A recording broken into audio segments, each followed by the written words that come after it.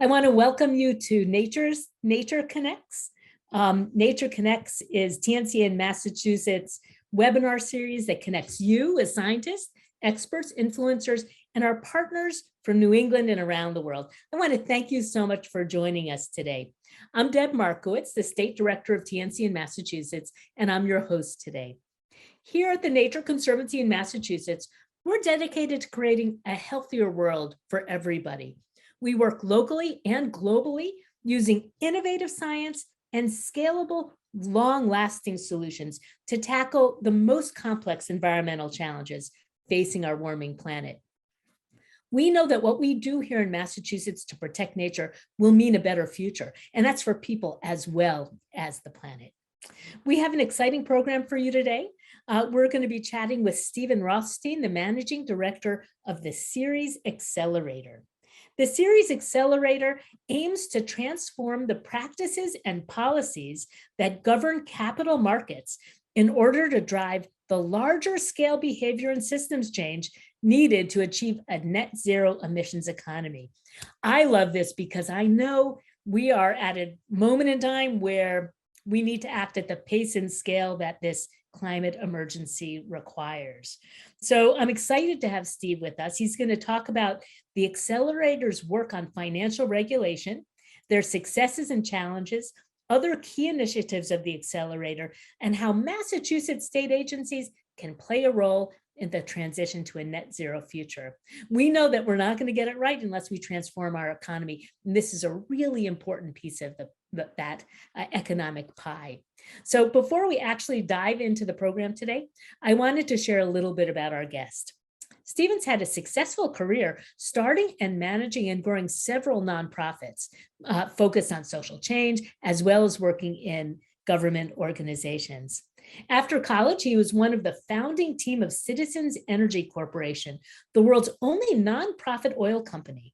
He then started and ran Environmental Futures, a management and marketing consulting company, serving a wide range of enterprises in the United States and internationally, seeking to grow their environmental work. He also ran the New England market for Constellation's entry and expansion into this market as a successful electricity broker. His career also includes running the world-renowned Perkins School for the Blind, as well as Citizens Schools and the John F. Kennedy Library Foundation, which is how I knew him with that really incredible work with the library.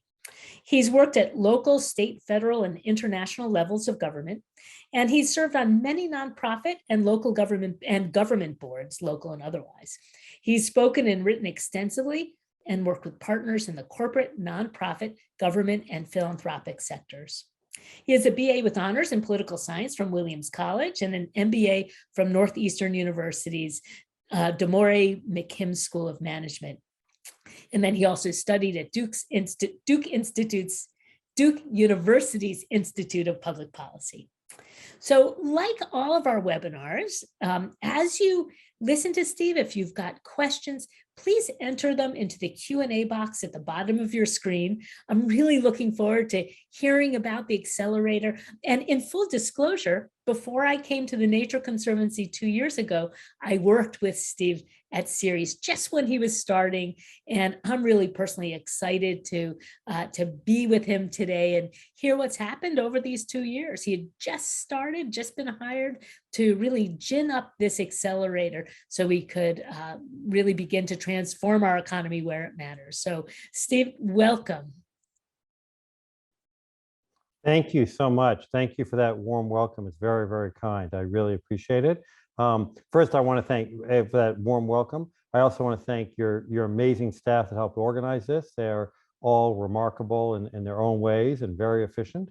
And for all of you listening in, appreciate it. I am a long time but small donor to the Nature Conservancy, so appreciate all of your support. Nature Conservancy does such important work that it couldn't do without your support. So clearly, while I work with Ceres, TNC is very much of a partner in so many ways, and your ongoing support makes such a big difference. So thank you for what you're doing.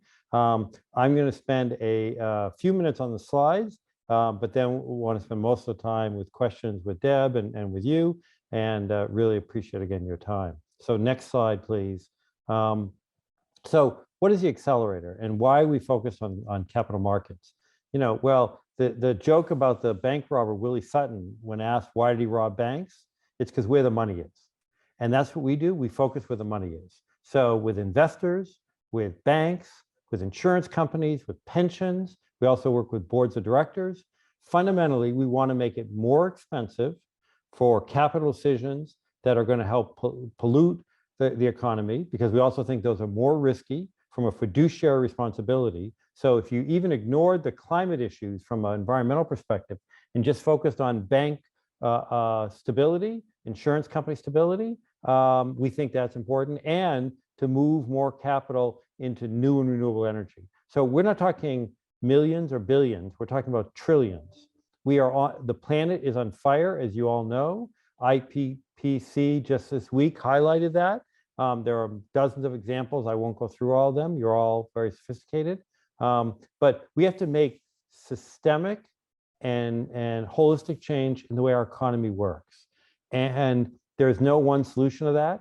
H.L. Mencken once said, for every complex problem, and dealing with climate, is clearly a complex problem. For every complex problem, there's a simple answer that's always wrong. So there is no simple answer to this, but a big leverage is the financial leverage. Getting the financial institutions, the banks, insurance companies, pension funds, investors, and others to do things on a voluntary basis and on a mandated regulatory basis. So we're working across the board. Next slide, please. This is just some of the things we'll talk about. Next slide, please. So the first thing I'm going to talk about is the federal regulators. When we think about the federal government, there's lots of conversation about Congress and what they're doing, what Build Back Better, or now let's call it something different, legislation. Those are all critical, and I hope that lots of stuff get done by Congress. But in the meantime, the president has enormous amount of authority with the regulators, and these are the financial regulators that a lot of these acronyms you may not deal with, some of you may not know what they are, and there are many others. So we've gotten really deep, focusing on the Federal Reserve and the Securities and Exchange Commission, but we're working on all of them. Literally, just to give a context, there's over a dozen financial regulators. I don't count EPA as a financial regulator. There's over a dozen financial regulators at a federal level, but then every state, including Massachusetts, we have a banking commissioner, an insurance commissioner, and securities regulators. They're all critical factors. And I'll be honest, in Massachusetts, the banking and insurance commissioners aren't doing enough right now. So we'll talk a little about these. I'm happy to, after this talk, if you have specific questions about any that we don't get to, let me know. Next slide, please. So last year, we did the first ever scorecard. So this came out in April of 21, where we published this. We sent it to the agencies ahead of time. And this is what I call getting on the field. So we measured three things. First, have they announced that climate is a systemic risk? If so, they get a green. Have they done research, how it impacts, and do they have senior staff working on it? These are just literally the starting things to get to the gate. And you can see even back then, half the agencies had all reds. If you'd done this a year before that, they all would have been all reds. We're updating this now. We'll be publishing a new one probably the last week of April. And they're moving. We're also adding 3 new measurements on this, but not fast enough. Because these agencies, directly and indirectly, they affect trillions of dollars. And I'll talk about that in just a minute and the decisions. Next slide, please. So the 2 agencies, while they're all important, the 2 agencies, the most important, the Securities and Exchange Commission and the Federal Reserve. So right now, in our country, we've had for dozens of years under Securities and Exchange rules that you have to do, if you're a public company, you have to submit financial disclosures so that investors know how companies are doing, what their balance sheet and income statement is. Imagine we didn't have to do that. If we didn't have to do that, we wouldn't know, we as investors, whether you're a small investor like me or a large investor, how companies are doing. Well, today, we are in a Tower of Babel on climate disclosure. We don't know how companies are doing. While 90% of Fortune 500 companies who submit some kind of climate disclosure, they measure different things. And so it's hard to compare apples to oranges. So if you want to know, what is the steel company doing? How is that restaurant firm compared to the other? what's the agricultural company, et cetera, on climate issues? It's literally impossible to know in a simple way. So we've been, 10 years ago, we worked on a voluntary climate disclosure for the SEC. They started to now enforce that, late, but they started to enforce it. And we're focusing on mandatory. Next slide, please. So we have, and I'm not going to go through all these details, but happy to talk more, again, offline or if in the question and answer period if you want.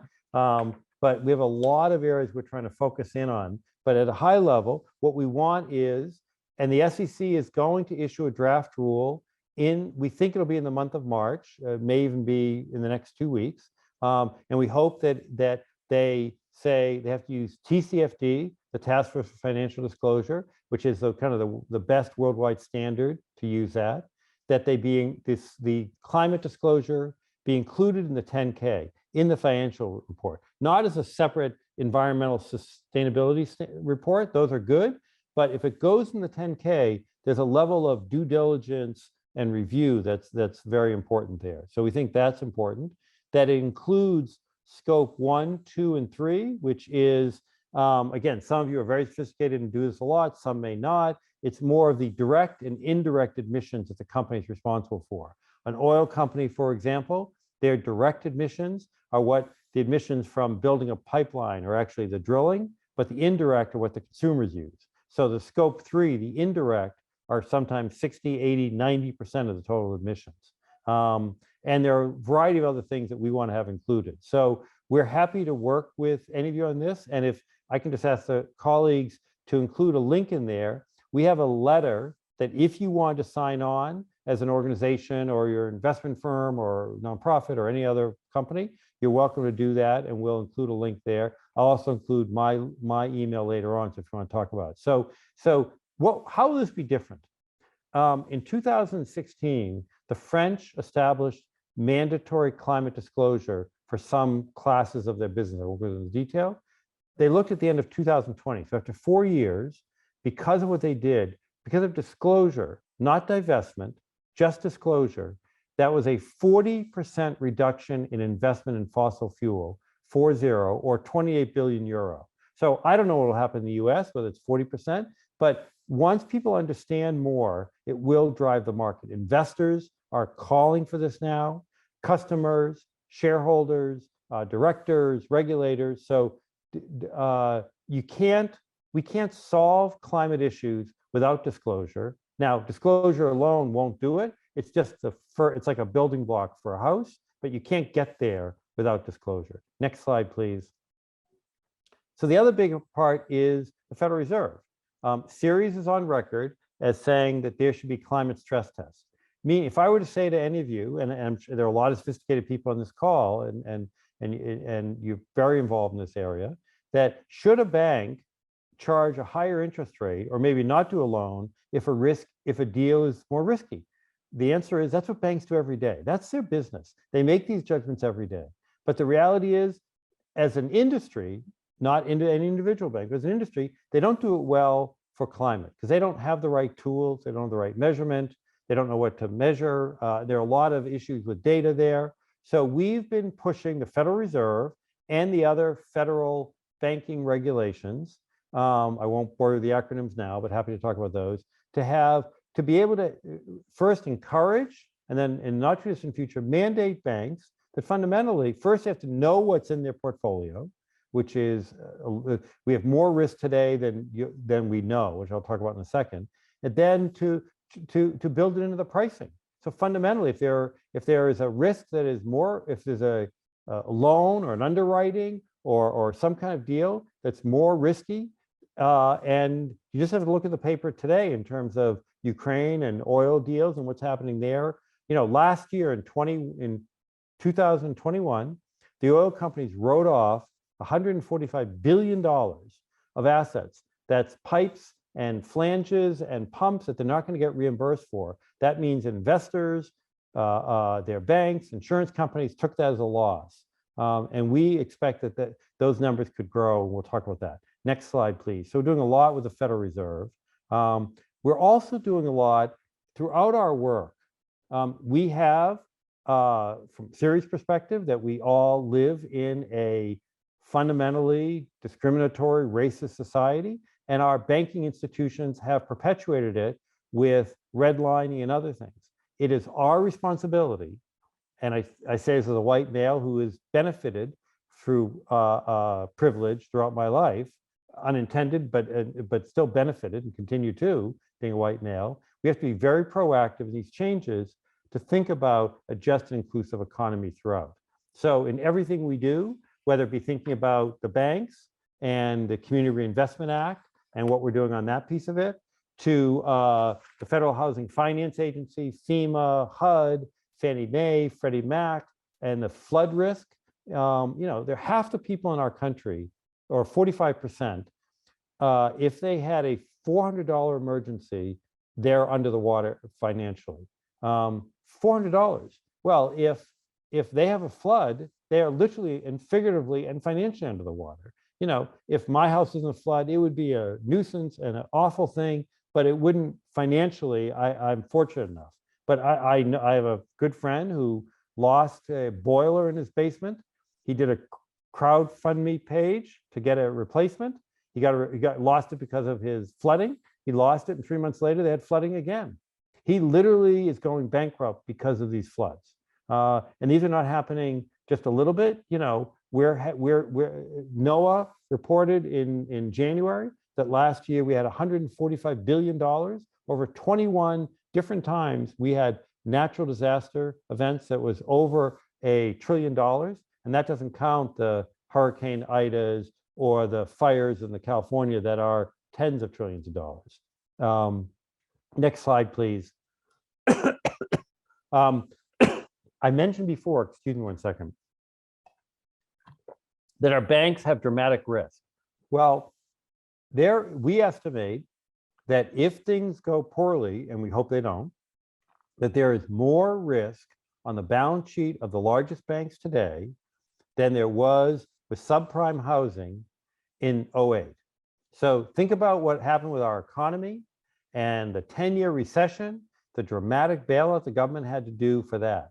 And the numbers are bigger. We did two studies. First, we looked at transition risk, whether it be because of the price of carbon or that change in economy because of a la Ukraine or recession or inflation or anything else, that there is a $500 billion risk of just the 28 largest banks. And this is just from the syndicated loan portfolio. And I can describe the formulas if you want, but there's a big risk right now for transition. Next slide, please. There is also a risk for physical risk. So that either bank branches or the customers that they loan to for fires and floods and hurricanes. And one of the sad things was this cover that we did here. This was from Storm Sandy when Wall Street flooded. We published this report 3 days after Storm Ida when Wall Street flooded again. So somebody asked, how did we get this picture so quickly? Unfortunately, it was a 7-year-old, but it's just indicative of the problem. So there is a potential, again, not saying it's necessarily going to happen, but depending on climate, and we've all seen, last summer when the East Coast, including Massachusetts, was dealing with with Hurricane Ida, the West Coast was dealing with the droughts that have now been recorded that they're the largest droughts in 1,200 years. So we're talking hundreds of billions of dollars of potential risk, and these are just from the largest banks. So now, if you bank at a small bank, those banks may have larger risk, because if you're at I'll just say Brookline Savings, for example, then they tend to loan in a smaller geographic area. If that geographic area is hit by a fire or flood or something, that there could be enormous risk there. And again, all of these issues will affect our low and moderate income communities even more so. So we have to address them. Next slide, please. We're also working on investors and we're doing it in a variety of ways. First, we're asking investors to advocate with governments, local, state, national, international, as well as with companies. So at the start of last year's COP, we, with our international partners, through a group called the Investor Agenda, we organized a group of investors that is collectively $52 trillion. That's assets under management. That's the that's State Street and BlackRock, some big names, as well as lots of small ones that collectively signed on to a letter, that collectively have asked for climate disclosure and more requirements. They want the government to be real partners in this. We also are getting investment firms, and if any of you run an investment firm, hopefully you're doing this now, but if not, you want to talk about it offline, happy to do that. We're asking every investor, whether they're a small investor or a large investor, to think about transitioning their portfolio, not divesting tomorrow. That's not realistic and not going to meet a fiduciary requirement, but having a plan. So a decarbonization plan, to set a net zero plan by 2040 or 2050, it'll be net zero with strong interim goals. So far, $57 trillion of assets have committed to do that. Again, over half of the assets worldwide managed. Now they're in the process to move forward in that. That means the only way the investors are going to do it is if the companies they invest in become net zero. So we're thinking about, what are the levers? Well, for every business, you need equity, you need debt, and you need insurance. So we're trying to move the equity lever, the bank lever for debt, and the insurance lever. Next slide, please. And as part of that is for investors to go from point A to point B, we have this tool we call an ICAP, an Investor Climate Action Plan. And it really just gives them ideas of how to do that. We in the US don't require it, we encourage it. In the UK, they're requiring the 3,000 largest business to have one of these plans. That may be coming in the future. We've recommended that if you're a large vendor to the federal government, you should do that, maybe the state government as well. So there are opportunities. Next slide, please. We also are working in private equity, that this is an enormous risk to the stability of our planet. That over the last few years, $1.1 trillion of deals of coal, oil, et cetera, have gone from public markets to the private markets. And they've done those to reduce their reporting requirements. That's not going to solve our problem. It'll help the public market investor say, oh, they're doing better because they're polluting less. But fundamentally, we're just shifting it. And in fact, there may even be less controls on the private. So we have the largest work group of private equity players in the world. Collectively, it's $5 trillion that are working on this. And again, I could spend the whole time talking what we're doing in private. But again, if you're interested in more in the private equity, would love to talk to you and get your advice on this. Next slide, please. And that's really it. This will be shared, my name and email, but maybe we can take this down and turn it back to Deb. And I, with deep appreciation for all that you do, and happy to try to answer any questions. Well, thank you, Stephen. That was really a wonderful whirlwind tour of all the different pots that you have your fingers in right now. And I think folks who have been on and watching can really see how important this work is. And I'm just going to bring us really up high for a second before I dig into some questions. When I think about TNC and our theory of change, like how are we going to save the planet?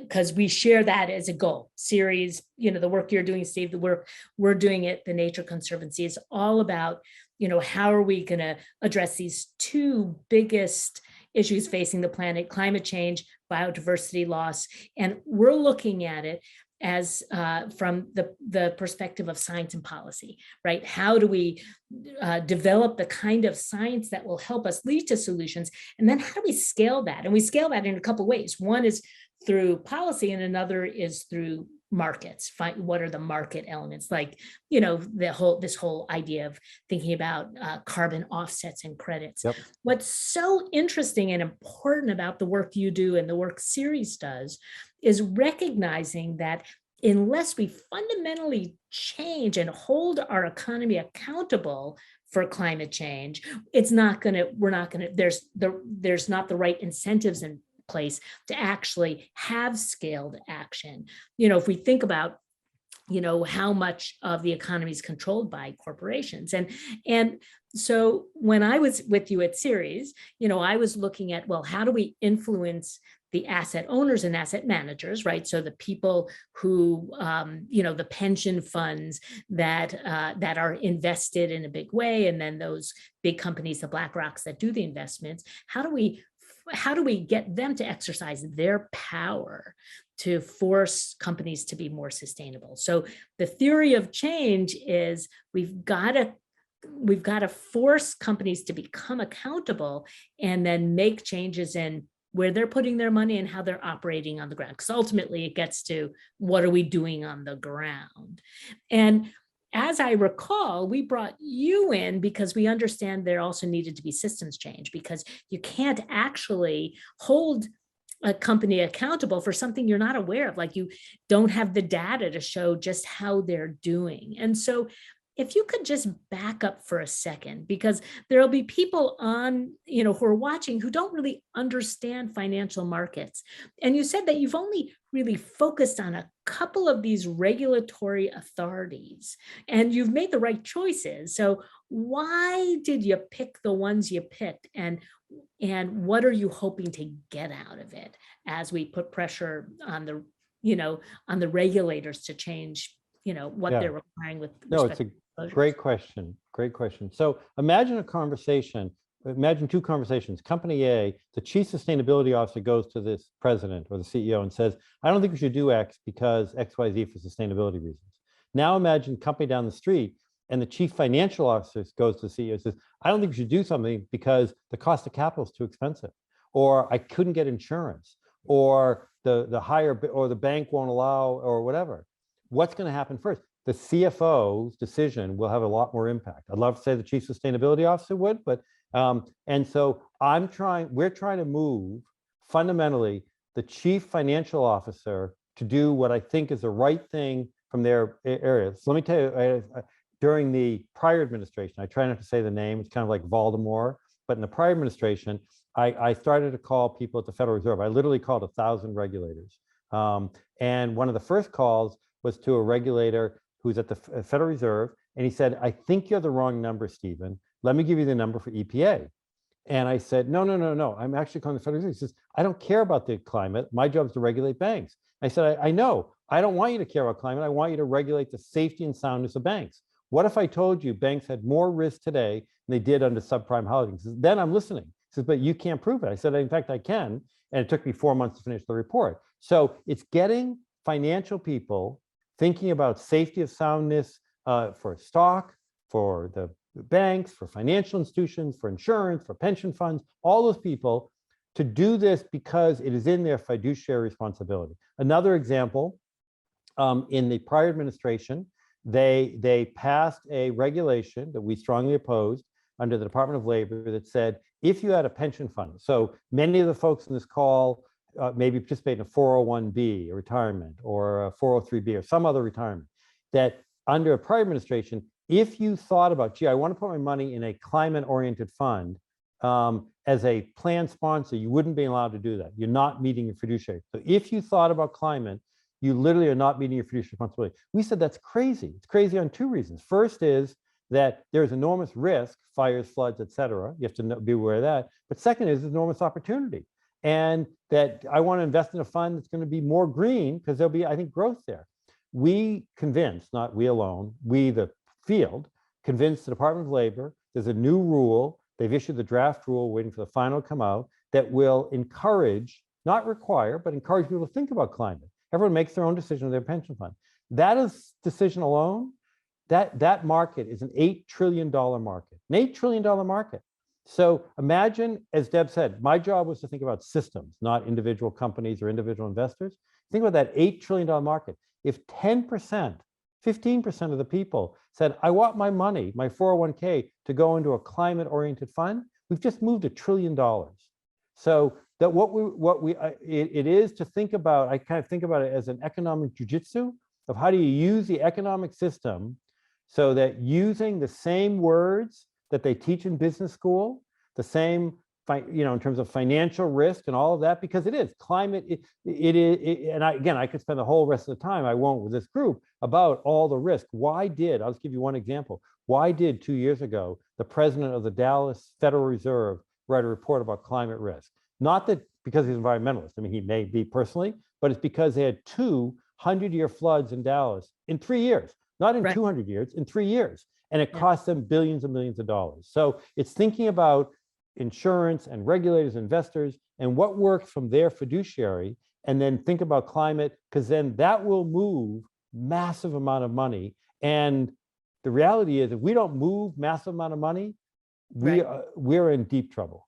We're not solving it. As you were describing the Dallas example, I was thinking back to, I think it was a Pepsi or a Nestle's, maybe it was Nestle's, where, they're one of the biggest bottlers of water, and they invested millions, if not, $1 billion in some new infrastructure, a new plant, a new bottling plant in a part of India that then, while they were building it, suffered multiple years of drought, and there were riots, and they were basically chased out, and it affected their stock. And if we're all stockholders, everyone on this call, I would imagine, were invested in funds, and so it matters.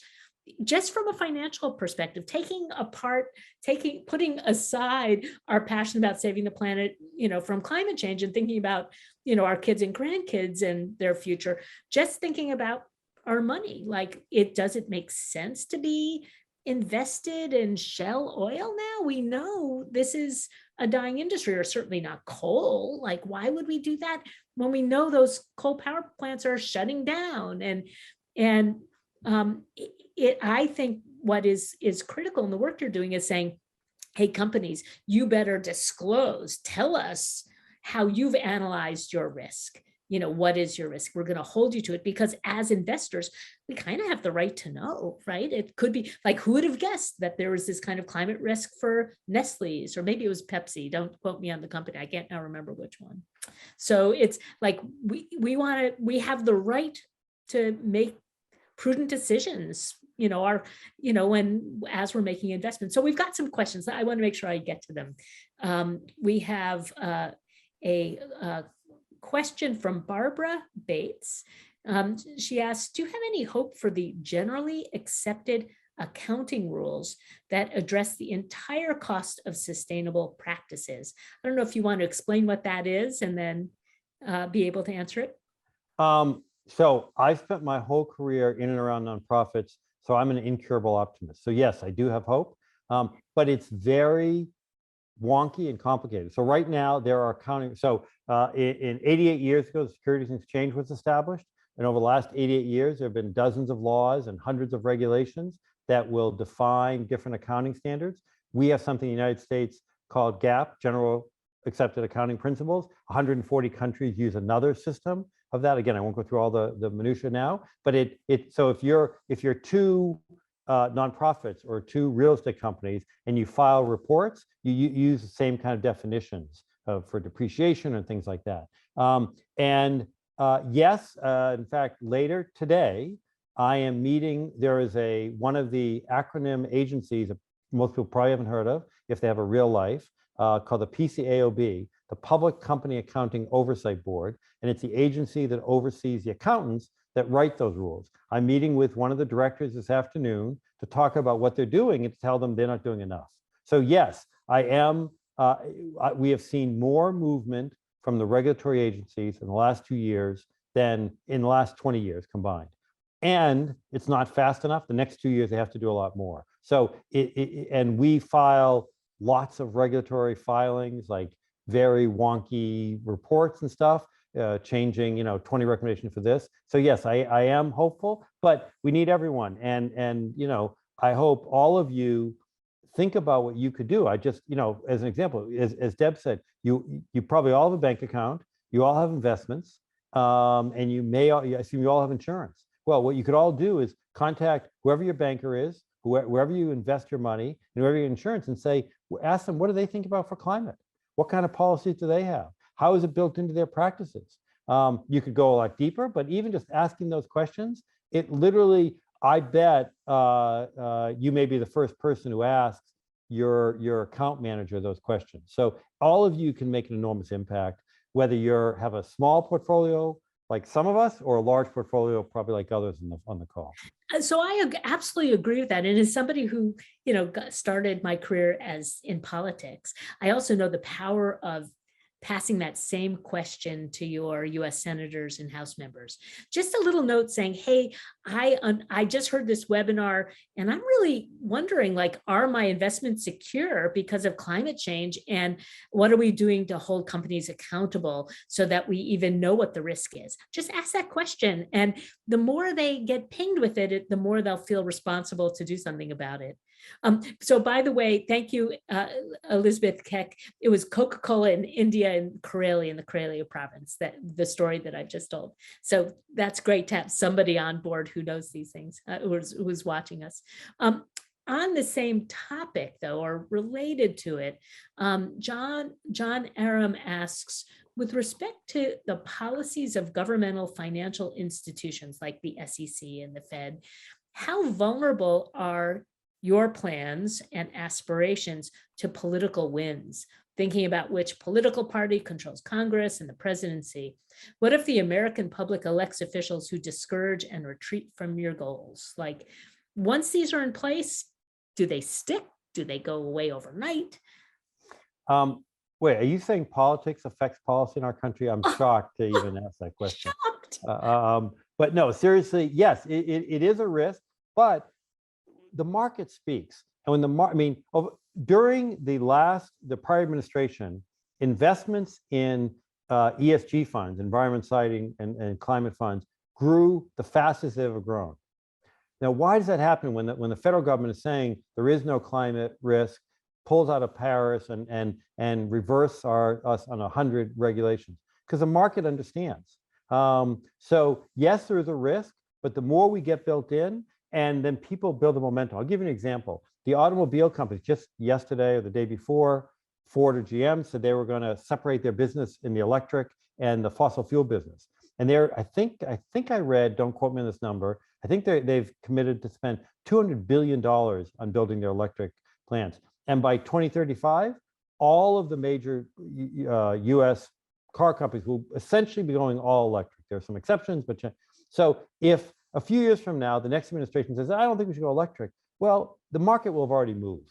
Yeah. And once there is infrastructure in place of more charging stations, so the more you build it in place, same with reporting.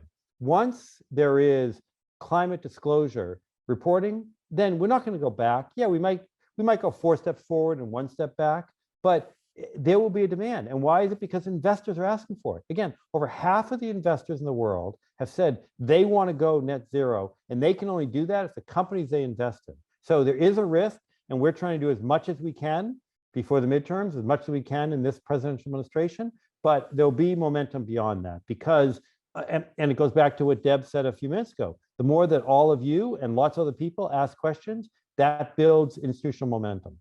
Yeah, so we can all be part of the solution by being part of the market demand. And I'm an optimist like you, maybe because, well, I was in government, maybe you'll find that ironic. And, as a politician, you've got to be optimistic. And here's another example of that, this theory working. So I was secretary of the Natural Resource Agency in Vermont, as you may recall, at the time that the Obama administration put forward the Clean Power Plan. Now, you might remember this was a very ambitious climate plan regulating, really designed to eliminate coal power plants and do a lot of other things. Well, it never went into effect. It was immediately challenged in the courts. It never became effective, and yet it worked.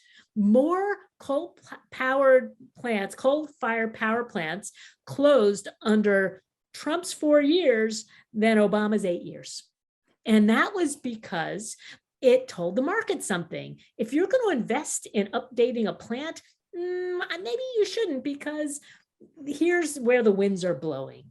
And so even having that not go into effect for a minute, it still had a huge impact on the markets. And what we're seeing now, renewable energy in the Great Plains area of the country is 3 times cheaper than fossil fuel. Like, it's the market's going to create those changes. But again, it requires transparency. And so that's really the brilliance of the theory of change in Ceres. It's, and your job with the accelerator. That's the lever. If we don't know, if we're not, we can't hold them accountable. Right. And if we're not counting the beans, then we don't know how many beans they have or don't have, right? And exactly. There's a general management adage, you can't manage what you can't measure.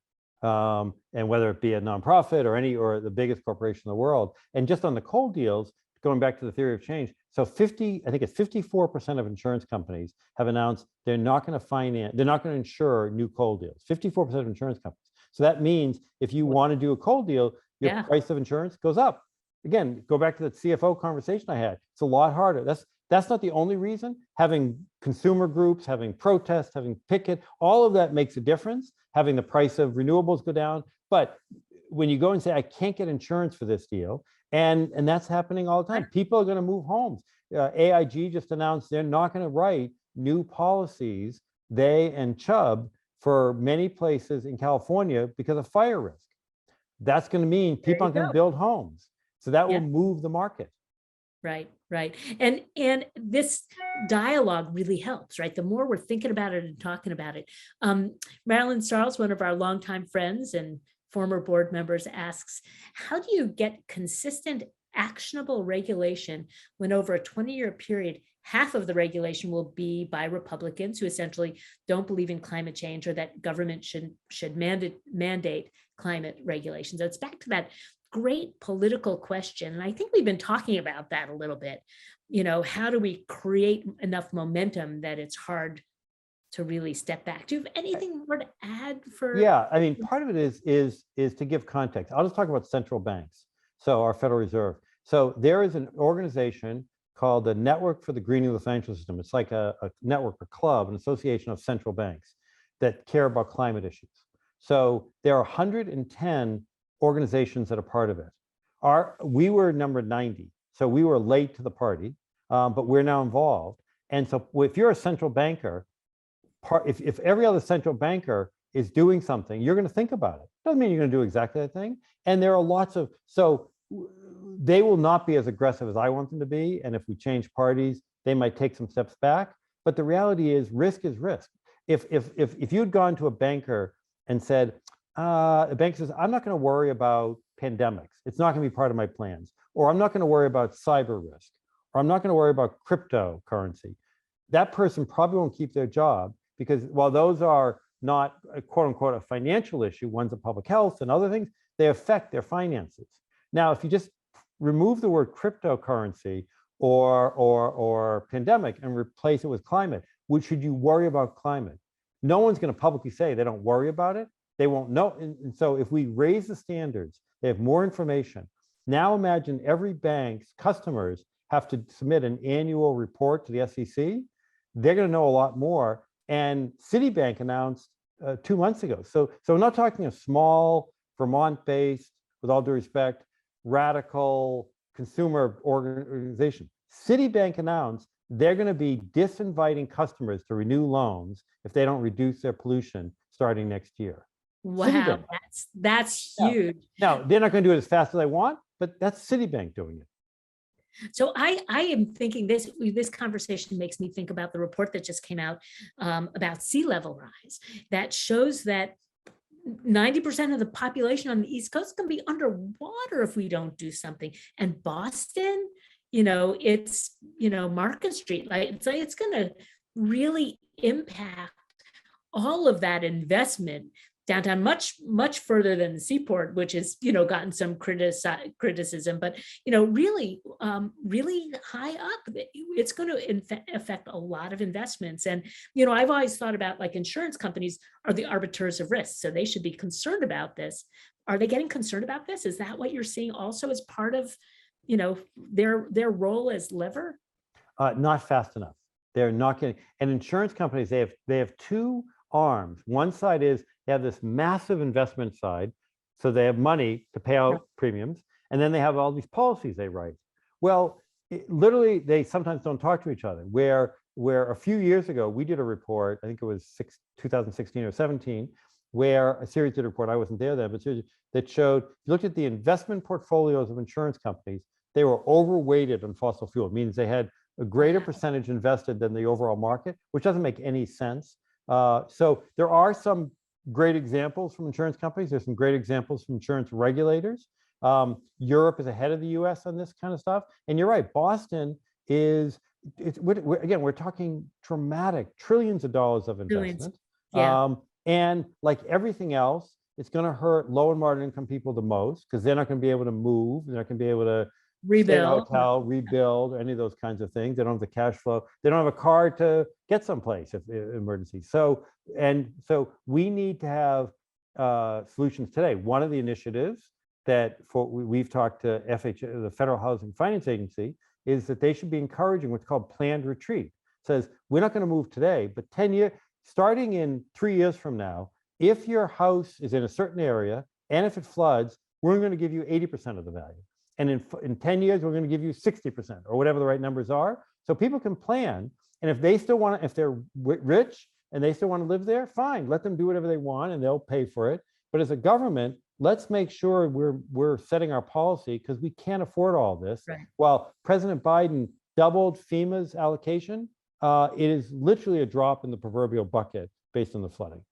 Well, that's something that I worked on closely when, during my time in government, I worked with the Obama administration in their task force on climate preparedness and resilience, trying to get FEMA to really, we're subsidizing it, we're paying for it, the taxpayers, and it doesn't make sense to build back where we're going to have to build again and again. And so hopefully there'll be progress. But again, this was back to Marilyn Sarl's question, maybe it's going to flip and flop with the politics.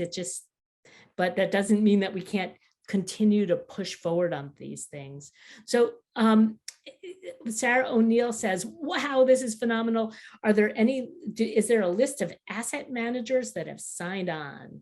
Like that, people really want to know, how can they get involved? What can they do? Yes. So first, anyone can email me, but if you go to investoragenda.org, that's an international group of Ceres and our investor networks around the world, investoragenda.org. And there's a list there, or you can also look, you can go to netzeroassetmanagers.org. That's kind of there's an asset manager group and an asset owner. The asset owners are the pension funds, people, and then they invest with others like the Vanguards and people like that. And they're signed on. Now, the fact that they've signed on, I want to be clear, doesn't mean that they have solved the problem. It means they've committed to solve the problem. So that's a good first step. But they have a long way to go. And there are those that have signed on that are taking some baby steps and those that are taking big steps. But I would go and take a look at that. And then if you have money there as a customer, write them and say, hey, I understand you signed on. What are you doing? What's your implementation plan? Or I see this list, I don't see your name. Why haven't you signed on? And do that. That's great. Well, with all of these things we're talking about, we're gonna have a follow-up email to you all with the video of this webinar and some of these, all of these things that we're referencing. So some of them are in the chat here, so feel free to pull them out, but we'll be sending them to you as a follow-up. Kind of as a follow-up to this question, Peg Hall is asking, how trustworthy is the designation ESG? If I have a fund that only invests in ESG funds, and for folks who may not know it, those are environmentally sustainable funds. So it's environment, social, and governance, meaning they follow these rules that make them more appropriate. And if I have a fund that only invests in ESG funds, but said funds accepts that designation with no further investigations of their own and no specifics, how much can I trust that? In the short term, you can't. There is right now greenwashing going on where funds say they're ESG, climate friendly, green. It's kind of like where the food labeling was 20 years ago, where people would say they were natural or healthy or things, but there were no government requirements for that. This is actually, we're expecting in the next few months, the Securities and Exchange Commission to come out with a draft rule on this issue. Just yesterday, the chairman issued a statement about this. So again, so right now I would not rely on this. Doesn't mean that it's not good, just I wouldn't rely on it. And I would go to wherever you're a customer and say, tell me why you have that as a designation. And then if you're interested in the next few months, the Securities and Exchange Commission will issue a draft rule and they welcome comments. We'll be submitting them, and other people will too. So if you want to get involved with the policy issue, or if not, just go to your investor or investment firm and ask them what they're doing, and ask them. Every firm has somebody who's dealing with this. Trust me, I know every firm does. And so they should be able to tell you that. And if they can't tell you, you might think about whether you want to keep your money there.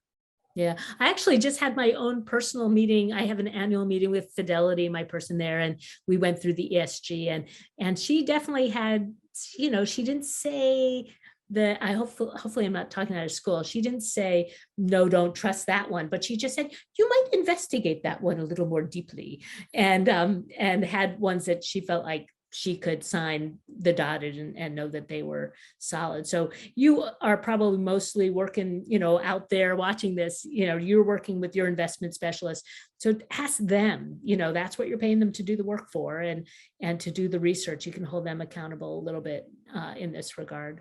Barbara Bates asks, please address how net zero disclosure requirements address sustainability issues beyond carbon. And how do the disclosure requirements prevent clever folks from gaming the system? Yeah, that's a big one. Do we ever prevent people from gaming the system? I was going to say, I think we need more clever folks to protect against the people gaming the system. Yeah, and they'll come up with a new system. So first is, what is net zero? It's the basic theory. There's a three-step theory. First, if you're a big company or a big institution, first is you reduce your emissions as much as possible. Go through every element of your process, every element of your transportation, your suppliers, reduce as much as possible. Number two is, what you can't reduce, buy as much renewables.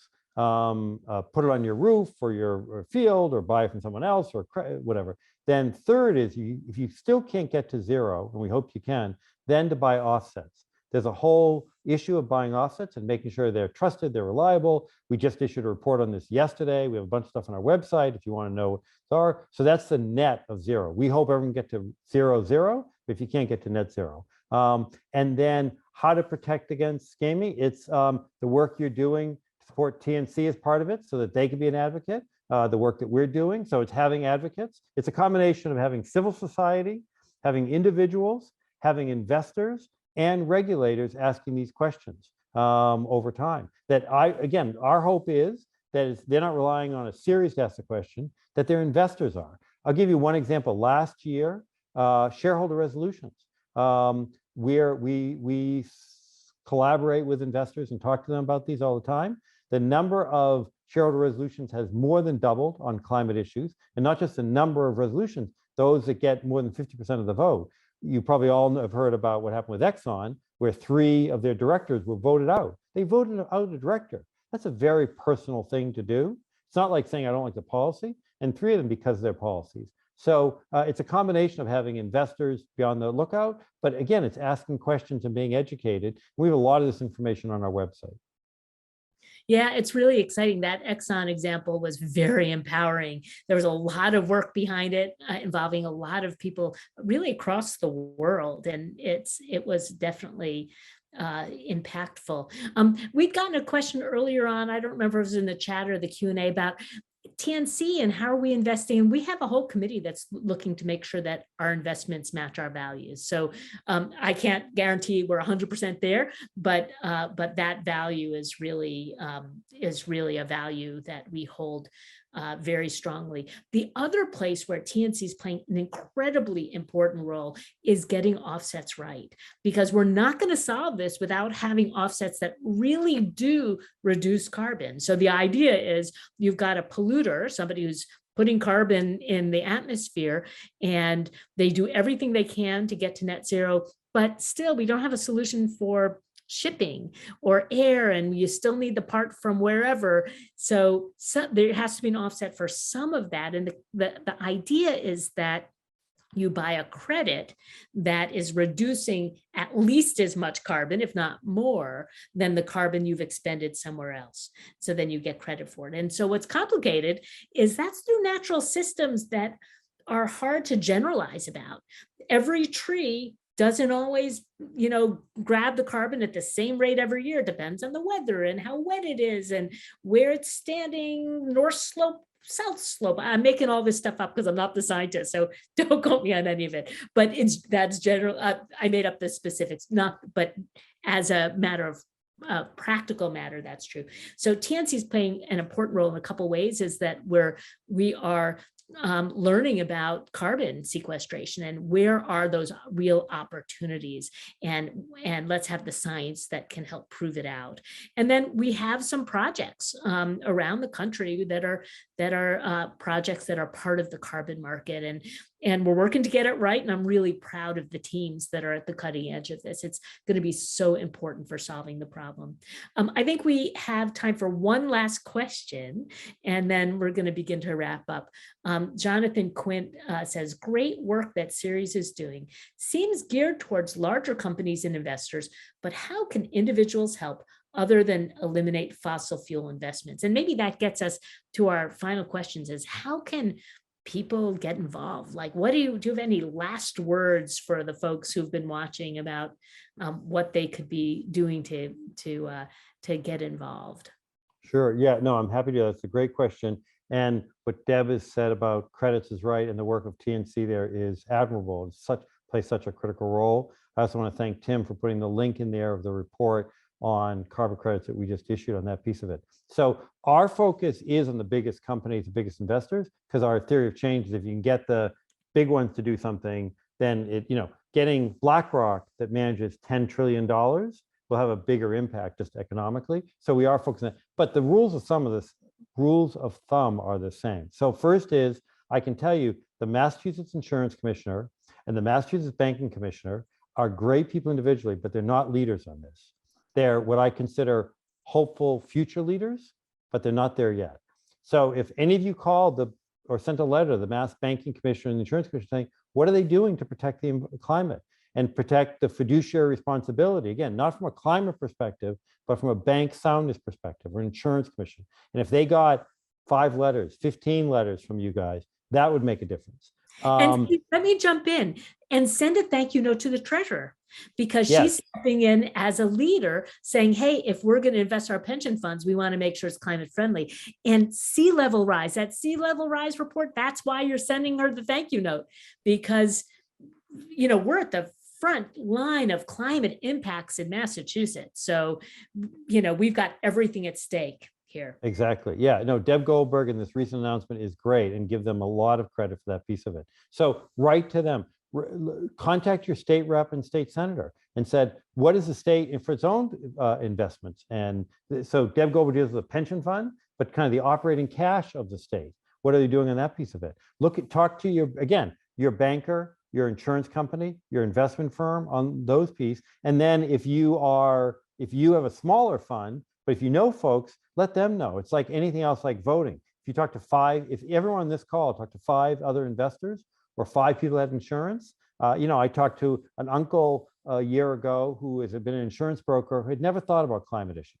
And he's thinking about it. So you can all have an enormous impact. And again, your support for TNC is really critical. We didn't even pay him to say all those things. So listen, our time is up. I just want to thank you, Stephen, for joining us today. It's been such a pleasure. And I want to thank everyone who tuned in for your support of the Nature Conservancy. It's your support that makes all of this work possible. We are going to be sending everyone a follow-up email over the coming days with links to this webinar and the resources we talked about. Feel free to share them if you know people who you think might enjoy and benefit from listening in.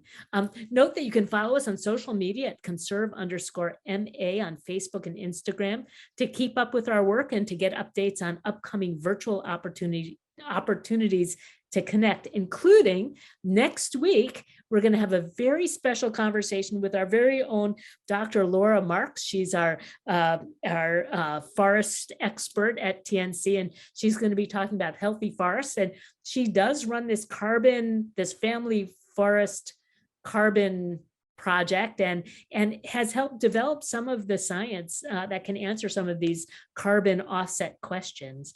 Really exciting to have her. You're not going to want to miss it. You can sign up today at nature.org/MA webinars. And I just want to thank you once again, Steve, and Hope everyone has a great day. Thank you. I hope everyone has a great day. Thanks so much, Deb.